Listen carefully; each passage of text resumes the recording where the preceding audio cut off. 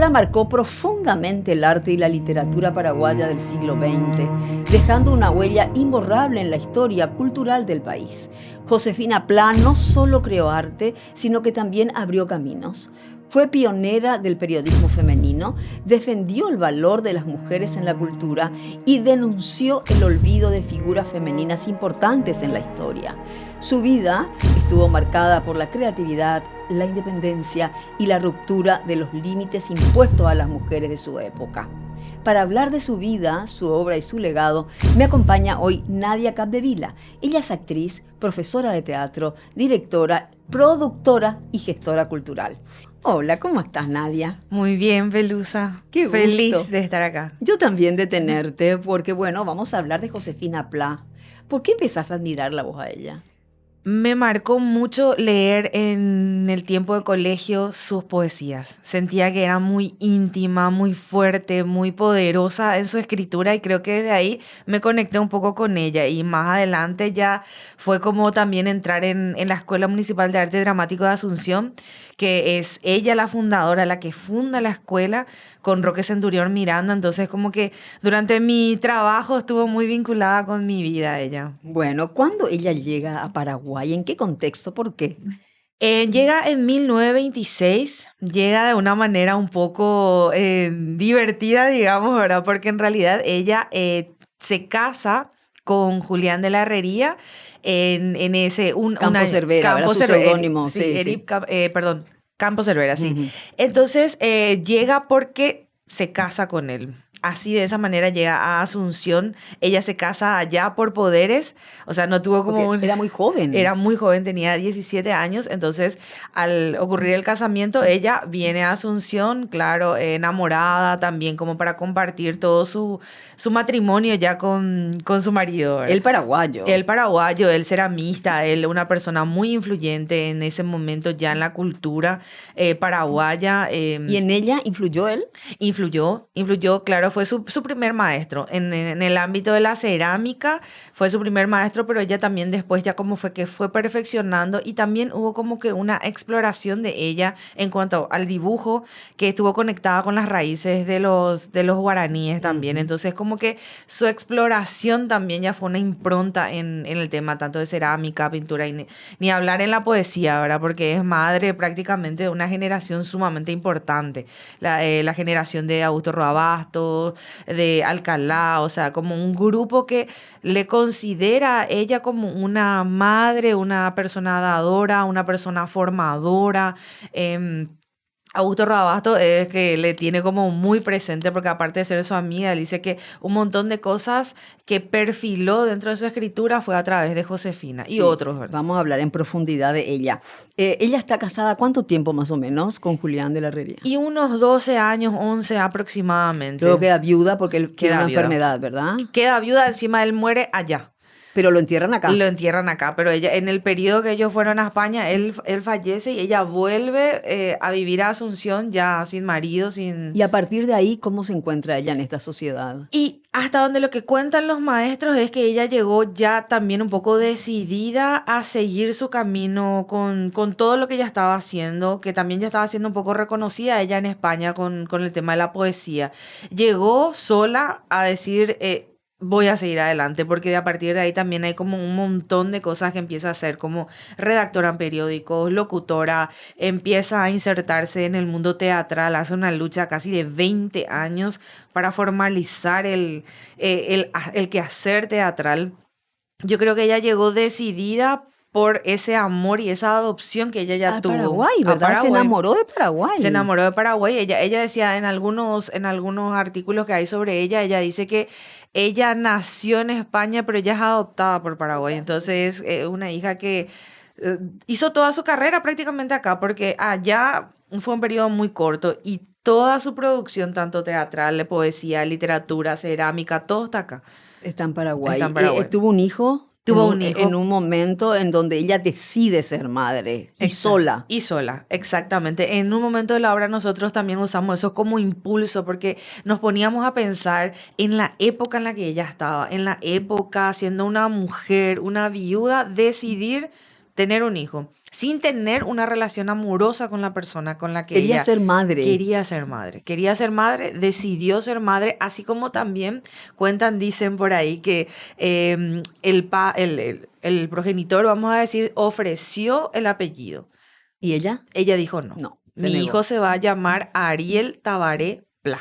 Qué personalidad. Su- Sí, se hablaba muchísimo sobre su peso y también sobre su lengua, que era muy filosa, porque es como que los autores o los literatos le nombran a ella como una persona muy auténtica y Ujú. muy frontal. Vos me decías hace un rato, Nadia, que aprendiste a amarla a través de la poesía. Así mismo. Ella hablaba de las mujeres dentro de la poesía. Muchísimo y sobre todo nombraba mucho en su poesía el mundo femenino. Yo creo que eso es algo que está muy conectado con lo que ella dice, que la poesía moderna viene acá, dentro de su mirada, viene a dejar los conceptos de un lado y a entrar en el mundo de la intuición. Y el mundo de la intuición es muy femenino, entonces ella afloraba completamente eso. Y por otra cosa que también así o sea, me conecta mucho a mí, es que los polos de su poesía, amor, muerte, ¿verdad? Es como que mucho de la vida, ¿verdad? Mucho de ese mundo existencial que ella manifestaba era una cuestión que nos toca a todos por dentro. Ujú.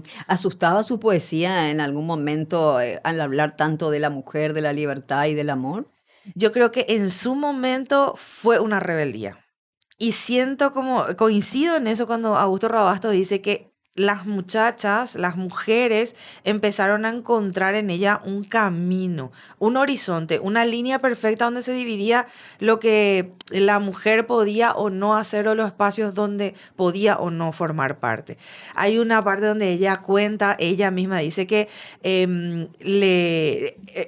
va a empezar a escribir poemas, Herrería da los poemas y ella firma como de Campos Cervera. Y él le dice que qué culpa tiene él de la poesía que ella escribe, ¿verdad? Y que debería nomás poner su nombre. Y en el momento en el que ella firmó Josefina Pla, todo el mundo empezó a decir que ella era una perdida, básicamente, porque en esa época no poner El de apellido de. exacto. Entonces fue como que esa era un poco la mirada sobre ella dentro de la sociedad que en ese momento estaba viviendo como un cambio. Y eso que no fue hace mucho. No, no, no, fue hace muy, muy poco, pero siento que también estaba un poco vinculado a que principio de esa vida de poesía que estaba circulando ya quería un cambio, ¿verdad? Pero solo que nuestra sociedad era todavía muy hermética, ¿verdad? Entonces, mujer, extranjera, muy desafiante fue su postura para lo que Madre nos... soltera. Madre soltera, o sea, yo creo que era un conjunto de elementos sin que ella se nombre a sí misma precursora del feminismo porque no creía en el término feminismo, sino para nosotras, ya que le miramos un poco a ella por delante, decimos, ella empezó a trazar ese camino para No, nosotras, pues la ¿verdad? palabra asusta muchas veces, ¿verdad? A veces también, y es como que ella pensaba también en la poesía como sin género también, de repente. Entonces, como que para nosotras hoy es una precursora por el movimiento que ella gestionaba socialmente. Todo lo que nombramos, mujer, incluso formadora, entraba a espacios que solamente estaban permitidos para Hombre, hombres. La única mujer que estaba en una tertulia donde estaban esa generación del Araití, ¿verdad? Que era un grupo que se conformó en un momento muy difícil, la del Paraguay. dictadura. Entonces ella estando en ese grupo era la mujer que daba un poco el puntapié a el círculo de varones, ¿Y ¿verdad? cómo fue tratada en la época de Stroessner? Y en la Ella fue época, muy crítica. sí fue muy crítica, incluso fue destituida de su cargo. Ella siendo la que gerenció la carta de inicio de la Escuela Municipal de Arte Dramático, era una persona que tenía como mucho carácter y entonces se pronunció en contra se la apresó a una persona que ella quería muchísimo. Entonces ella realizó una nota, escribió una carta y proclamó su disgusto, su todo. Había que animarse, Sí, ¿eh? había que animarse en tiempos de dictadura y ella lo hizo y automáticamente ahí, evidentemente, le desvincularon de la Escuela de Arte Dramático. Y bastante más de eso, porque incluso cuando muchos tuvieron que exiliarse, ella se quedó acá y ella empezó a generar ese espacio de seguir creando. a pesar de la censura, ¿verdad? A pesar de la censura, seguir creando. Eso fue como un motor muy importante Sí, no, una también. mujer muy valiente. Muy valiente. Y eso que decían también en unos materiales que investigábamos, que se le sentía cuando llegaba, porque era una persona que tenía un carácter que automáticamente rompía todas las barreras de donde estaba y empezaba. Y que le consideraban con un juicio muy crítico. Entonces las personas acudían a ella por esa autenticidad y esa honestidad, que después también se ve mucho en su poesía y en sus obras de teatro, ni qué decir. Ella se enriqueció, ¿vos crees, más de lo que aprendió en España o aquí en Paraguay? Yo siento que es una mixtura, porque ella tenía un conocimiento no formado, a pesar de que desde niña leyó poesía, pero su poesía se encuentra para mí acá, con el sentido de lo íntimo, de esa exploración, amor y muerte, también su vivencia, ¿verdad? Quedarse viuda tan joven, le marcó un rumbo y también lo enamorada que estaba de la cultura paraguaya. Ella tiene libros, tiene Historia de la Mujer en el periodo tal, tiene 4 siglos de teatro paraguayo, o sea, ella estaba enamoradísima de nuestra cultura, entonces eso mismo se ve también en sus dibujos, que son los dibujos que ella empieza a hacer con relación a los payaguá, o sea, tenía una mirada clínica que se iba metiendo y desde eso creaba su arte. Yo siento que en un porcentaje muy alto es más nuestra. Sino más Sí, reconocida aquí, como vos sí. decías, que en su propio país, en su tierra Exacto. natal. Sí, y es como que también se confunde entre las latinoamericanas, las poetisas. Si no tuviera el acento, decían en alguna parte en algunos textos de Gabriela Mistral y otras, Alfonsín, y que eran como las poetas de esa época. Ella estaba más considerada como paraguaya que como española, así por Sí. su vida, por su creación. Vivió más acá que allá en Sí, y realidad. por toda su producción, porque toda su producción, bueno, la que se conserva está acá. Ujú. Lo mismo, sus cerámicas, todo está acá. Si a los chicos jóvenes vos le tenés que decir, lean, estudien quién fue Josefina Pla, para que conozcan la juventud. Yo siento que es demasiado importante porque tiene toda la mirada del arte contemporáneo. O sea, fue quienes estén interesados en arte y quienes no. Es demasiado importante ver cómo la cultura y la sociedad va modificando su mirada en el arte. Y la precursora y la madre de esa corriente es Josefina Pla. Entonces es como que muy importante que podamos conocer y conocer también todo el arte y la innovación que ella se fue transmitiendo a otras personas de ese entonces y cómo avanzó la cultura en ese sentido, ¿verdad? Como lo mismo, el espacio para una mujer dentro de una redacción. Fue muy diferente la Josefina de los últimos años a la joven que llegó de España. Sí. Sí, porque el recuerdo que tiene la mayoría de las personas de ella es como abandonada básicamente a todo el mundo material. Yo creo que en una transición de eso que ella tanto nombraba, que era los polos de su vida, que en el amor hay un poco de muerte y en la muerte también un poco de amor. Decía eso ella, era Ujú. muy poética. Y entonces como que la última fase fue básicamente de encierro porque ya no recibía gente, porque ya su producción era cada vez menor y hasta el último siguió escribiendo, ¿verdad? Eso sí, porque el maestro Miguel Fernández cuenta que siempre que le visitaba, porque es su último discípulo, ella igual en lo poco que podía escribir, escribía y tenía regado por todo su espacio y su casa cosas que seguía ¿Y quién escribiendo. se quedó con todo eso? En algún momento el maestro Miguel Fernández recopiló, tiene cosas como publicadas y otras que están sin editar y después hay colecciones que están ahí todavía sin editar como en este libro que tengo acá de Teatro Escogido, hay personas que tienen materiales de obras que ella escribió de teatro pero no están publicadas, por ¿Qué ejemplo. sabes del hijo? Maestro de matemática, una familia hermosa, unos nietos que ella conoció, una vida completamente paraguaya, colorida, Muy familiar. muy familiar. Y bueno, también así, como que su hijo también siguió la línea de la enseñanza, igual que su madre, ¿verdad? O sea, se puso en esa carrera. Y su nieto también tiene alguna vinculación con el mundo del arte, así que nos dejó también familia de Un legado de artistas, de legado artistas, ¿verdad? de... Sí. Y cuando vos elegís esta obra que le hiciste en el 2021, ¿cómo fue? Hace un rato largo teníamos como una idea de hacer un unipersonal sobre una mujer que de verdad cuente la rebeldía y el poder de una mujer. Nosotras con Katia García pensábamos en eso. Entonces empezamos a investigar y ya, bueno, Josefina me acompañaba a mí del mundo de la poesía porque me gusta mucho leer. Y ahí empezamos y fue como, Josefina, claro, Josefina hizo esto, fue la precursora madre de la poesía contemporánea, empezó a trabajar con el teatro, es básicamente la fundadora de la escuela donde nosotras dos nos recibimos. Y ahí empezó todo. Ahí empezó el mundo de la investigación, recorrer editoriales también para juntar sus materiales. Y por sobre todas las cosas, yo creo que era lo que contamos en la obra, que son esos tres hitos. El momento en el que ella con 17 años decide dejar su país, su vida, su familia y lanzarse al mundo Tan atrás del amor. joven, tan 17 años. Eso al para otro mí, continente. encima un lugar que según lo que ella cuenta en algunas partes, ella estaba muy mal visto Paraguay y que como que le decían que ella solo iba a venir a encontrar unos chanchos y tierra roja, ¿verdad? O sea, una cosa muy absurda. Bueno, Bueno, pero pero el amor te hace claro, pero es que ni recorrer. con eso ella dice se va y se da un empuje, una fuerza. El otro punto fue el tema de que decidió ser madre soltera, decidió así como que dijo, enfrentando a toda una sociedad. Y lo último fue un poco lo doloroso que nos tocó a nosotras en el drama, que fue esa experiencia final de los 2 años que ella tuvo postrada en la cama y con ceguera, que ya fue los últimos dos Habrá años. sido muy fuerte para una mujer tan lectora, ¿no? Sí, lectora por Y sobre todo. escribía. Y escribía y leía y pintaba. Y entonces eso fue como que nos llevó mucho al decir, wow, cómo se apagó su vida en ese mundo donde justamente todo lo que le hacía vivir ya no estaba presente. Bueno, pero vivió hasta los Hasta 95. los 95 años, vivió hasta los 95 y, o sea, falleció de forma natural en su cama, o sea que, y en ese proceso evidentemente dejó su legado para nosotras, ¿verdad? Entonces esos tres puntos fueron como lo que nos empujaron. ¿Vos estudiaste declamación? Estudié teatro, sí, Ah, estudié teatro y también en el mundo de la aclamación por ahí estuve por ahí. y si vos tenés que recordar uno de sus poemas, ¿cuál elegís? Hija, de memoria es que no sé ninguno, pero sí tengo uno que A ver. puedo leer y es muy bonito.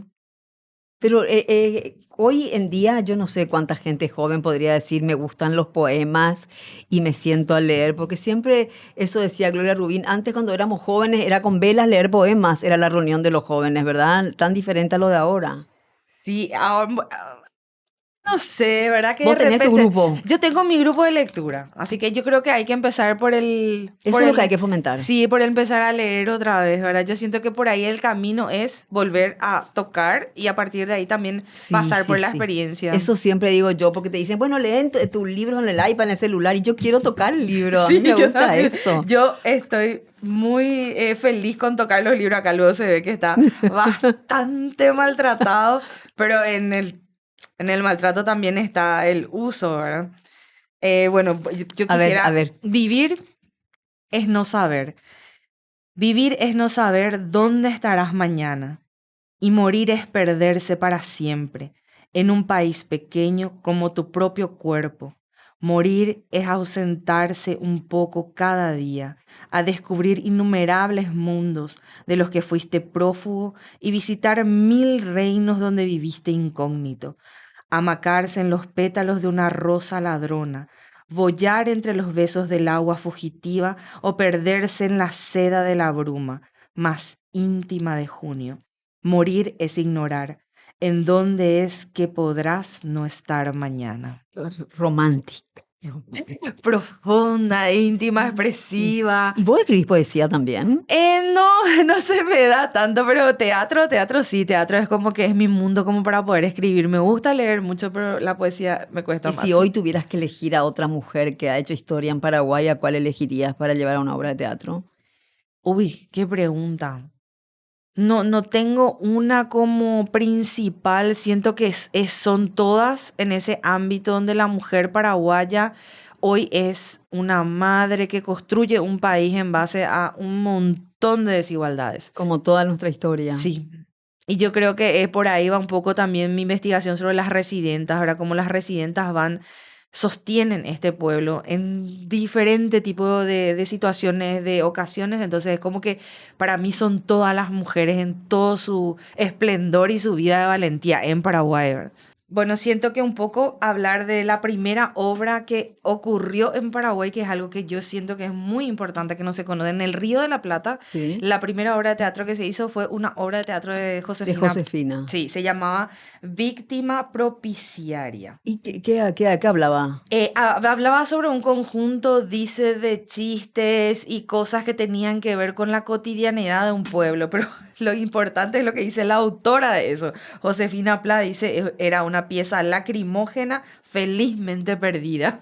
La pieza. Sí, una pieza lacrimógena Claro, felizmente perdida, dice. Ella misma es como muy crítica también con ella misma. con su trabajo ahora. Ahora, ella fue una mujer que reflejó en todo lo que escribió, lo que vive la mujer paraguaya hasta hoy en día, como lo hablábamos, de la mujer que lleva adelante el hogar, la mujer que trabaja, la mujer que sobresale, la jefa de hogar, ¿verdad? Y era su propio reflejo. Exactamente, o sea, ella como que veía desde la marginalidad y la invisibilidad que también ella vivía, porque no fue una persona que tuvo muchos recursos para mantenerse, o sea, era una persona que trabajaba continuamente para sostenerse, ella sola en Claro. este país. Entonces, como que mucho de su arte está también en eso de usar como una especie de catarsis, pero al mismo tiempo de denuncia, porque también era vincularse a posicionarla a esa mujer a la que estaba débil, la que la sociedad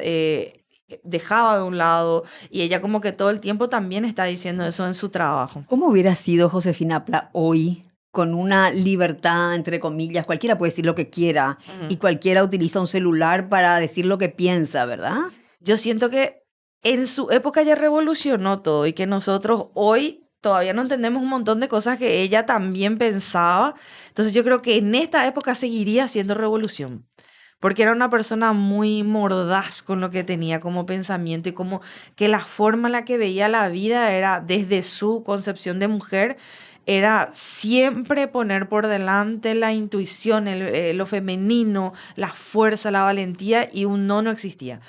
O sea, ¿Crees que ella se iba a ayornar a este momento y a tener un celular en la mano y a responder y a debatir como... sí, yo pienso que sí, porque su arte se fue también modificando. Cuando llegó era una cosa y durante los años ella se fue absorbiendo un montón de otras técnicas. Yo siento que ella sería hoy una buena influencer, por ejemplo, ¿verdad? Sería Totalmente, sí, divino. claro, escucharlo un poco, ¿verdad? Así como que también... Ahí pienso un poco en la conexión que puede haber también para que los jóvenes le conozcan a ella, ¿verdad? De alguna manera, estos son los espacios que necesitamos potenciar, porque si hoy le preguntamos a un chico de 12, 13, 14 años si le conoce a Josefina Pla, Te va a decir que no. no. Te va a decir que no. Lastimosamente. Entonces es como que sí hay que vincularnos más también con ese compromiso para que nuestros jóvenes entiendan y conozcan la base de su cultura. Hay una serie muy linda de un filósofo, que ahora no me viene el nombre, o sea, enseñaba filosofía y él cómo hacía para transmitirle a los chicos y traerlos a este mundo, a esta década, eso, qué es la filosofía y cómo aprenderla de una manera más divertida, digamos, porque si Sí. no se nos aburren. Sí, totalmente. Es lo que pasa un poco con ciertas actividades que están muy mezcladas a la poesía, que se llaman slam, ¿verdad? Que es Ujú. una cuestión también que ayuda a vincularle a los jóvenes de hoy a que sigan leyendo poesía, pero que también hagan poesía.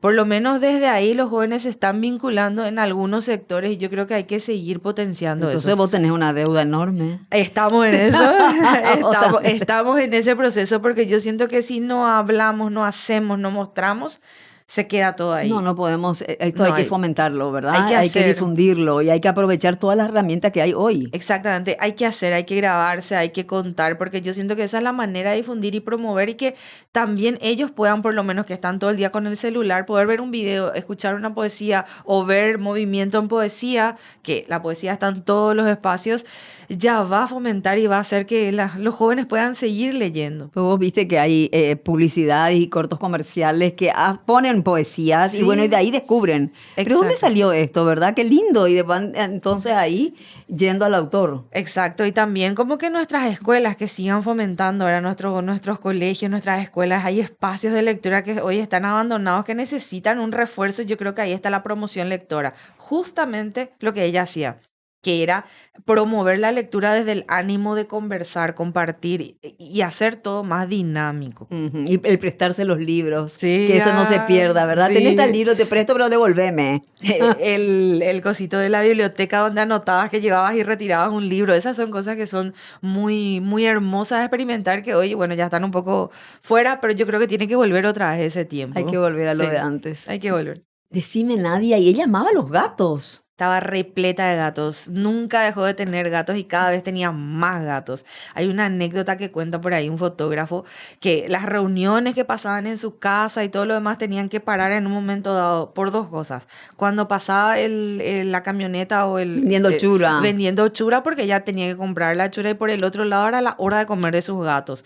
Y era una cuestión así como muy teatral según lo que cuentan de que ella ponía en una latona de esas las que conocemos, la latona paraguaya, y ahí estaba toda la chura y ponía encima de la mesa y se le venían todo el mundo de gatos y era como su ritual, su espacio, ¿verdad? Era muy animalera. Imagínate, aparte de todo lo buena que